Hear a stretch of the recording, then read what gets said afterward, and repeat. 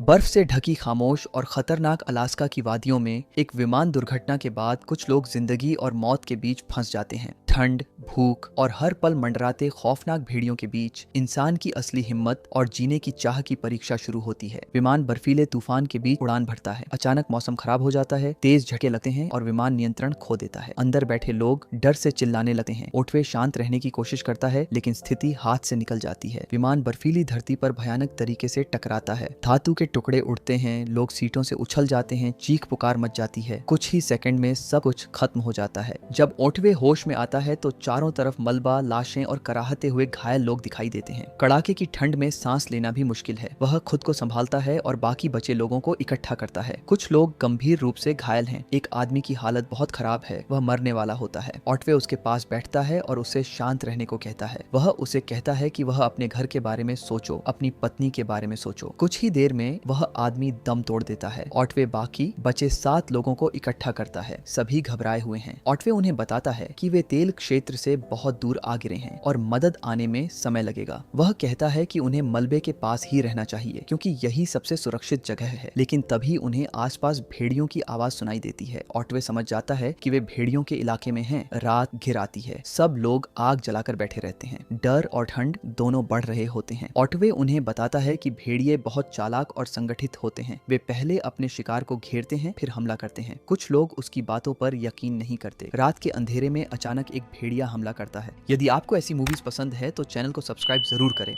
वह एक घायल आदमी को घसीट कर ले जाता है। सब लोग घबरा जाते हैं। ओटवे गोली चलाता है और भेड़िए को मार गिराता है, लेकिन अब साफ हो चुका होता है कि वे खतरे में हैं। सुबह होते ही ओटवे फैसला करता है कि उन्हें यहाँ से निकलना होगा। वह कहता है कि भेड़ियों का झुंड वापस आएगा और इस बार वे ज्यादा संख्या में होंगे। वह सबको जंगल की ओर चलने के लिए तैयार करता है। सब लोग बर्फ में चलना शुरू करते हैं। हवा तेज है, तापमान बेहद कम है। चलते चलते उन्हें एहसास होता है कि भेड़िए उनका पीछा कर रहे हैं। ओटवे रास्ते में एक मरे हुए भेड़िए को देखता है और समझ जाता है कि वे उसके इलाके में घुस आए हैं। वह बताता है कि यह अल्फा भेड़िए का इलाका है और वे अब उसके शिकार बन चुके हैं। डियाज अब भी उसकी बातों को चुनौती देता है, लेकिन डर सबके चेहरों पर साफ दिखाई देता है। चलते चलते वे थक जाते हैं। ठंड से उंगलियां सुन्न हो रही हैं। ओटवे उन्हें हिम्मत देता है कि चलते रहो वरना जमकर मर जाओगे। रास्ते में उन्हें एक घना जंगल दिखता है। ओटवे सोचता है कि पेड़ों के बीच उन्हें कुछ सुरक्षा मिल सकती है। वे वहां पहुंचते हैं और थोड़ी देर आराम करते हैं, लेकिन खतरा अभी खत्म नहीं हुआ है। दूर से फिर भेड़ियों की आवाज आती है। सबके दिल की धड़कन तेज हो जाती है। ओटवे आसमान की ओर देखता है। बर्फ गिर रही है, सूरज कहीं दिखाई नहीं देता। उसे एहसास होता है कि असली लड़ाई अब शुरू हुई है। घने जंगल के बीच पेड़ों की लंबी परछाइयां बर्फ पर फैली हुई थीं।